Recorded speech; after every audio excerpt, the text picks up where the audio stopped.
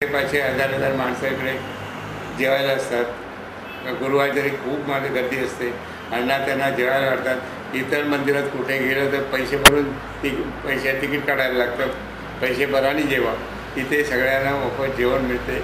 हिंदुस्थानात कुठेही तुम्हाला तुम्हाला आंघोळ करून जायला लागेल पश्चिम मठरगाव, इथे तुम्हाला बाबा समोर आणून घाला. मी क्लिअर घेतलेलं. माझ्याकडे काही काम नव्हतं त्यावेळेला. आणि एक फिरत पार्टी आली, मुस्लिम पार्टी होती.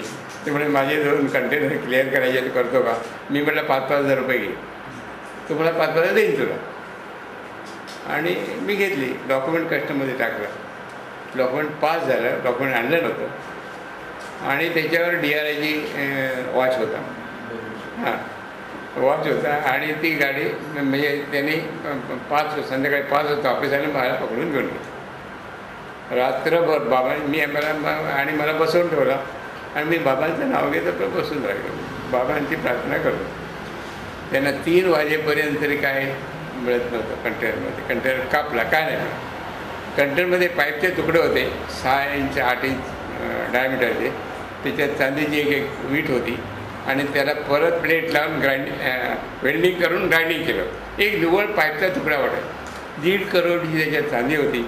सगळे ऑफिसरनी सगळे माझे मित्र म्हणे, तू संपला, तू काय जीवन जाणार. म्हटलं राव बाबा काय करतील ते.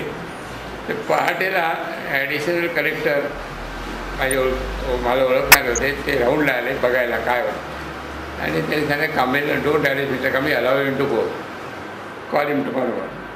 आणि मला त्यांनी सोडलं.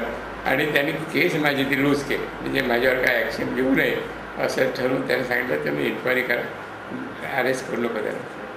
आणि मी 6 महिन्यांनी ज्यांची ती चांदी होती ते भेंडीबद्दल त्यांच्या बँकेत पैसे होते 5 लाख, ते काढायसाठी आले.